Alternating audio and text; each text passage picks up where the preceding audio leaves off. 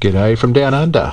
I'm Terry the Technician, and welcome to my Blue Pill and Nokia LCD scam rant. I believe that the popular Blue Pill development board and the cheap 5110 LCD both have something in common, namely that they both use second-hand parts pulled from e-waste.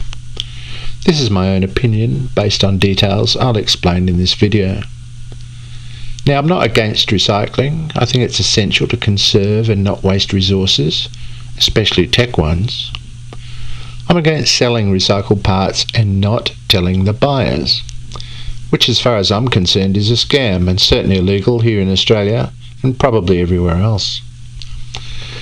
Here you see the Blue Pill in a typical advert from a massive Chinese retailer.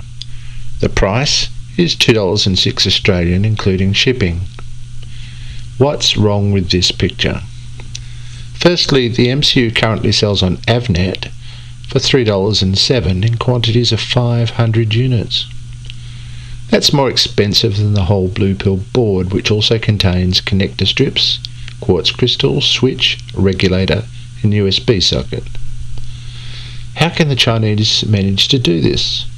Perhaps they bought a few billion of the MCUs and got a really heavy discount from STM?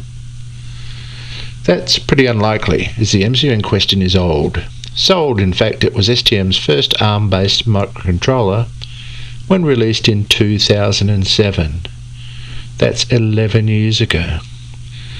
It was so long ago that, and the MCU so popular, that billions were made and went into everything, and all those everythings eventually ended up as e-waste, where I believe that it didn't take long for enterprising souls to see the gold mine in front of them. Hence I believe that the Blue Pill price of $2 is only possible because the MCUs are second-hand pulls from e-waste. I bought 20 of the same MCU from Avnet back in 2014. Mine are original new STM units and they cost me $3.20 each back then. Why has the price gone up?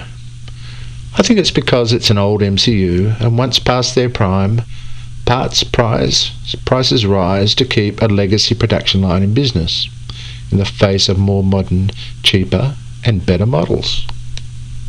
Now we come to the Nokia LCD display, sold by the same massive retailer for $2.09 including shipping. Here the story is a lot simpler and much more obvious. The Nokia LCD is a great little unit. I have 10 and they're pretty easy to drive. The LCD comes from the popular Nokia 5110 GSM analog cell phone, introduced in 1998 and produced for 2 years until 2000.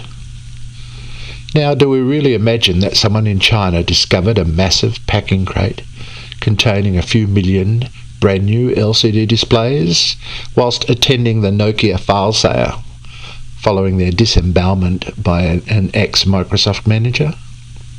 I might have, if not for the fact that all 10 of my brand new LCD units are scratched.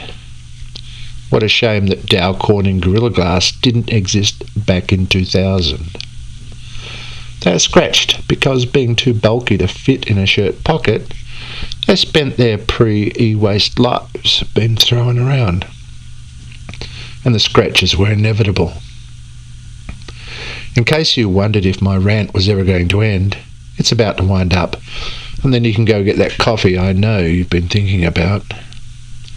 As stated, I'm all for recycling, but honest recycling, because the thought of some young person abandoning a possible career in embedded because their Blue Pill was broken from new, they thought it was their own lack of aptitude that they failed, is something that really annoys me.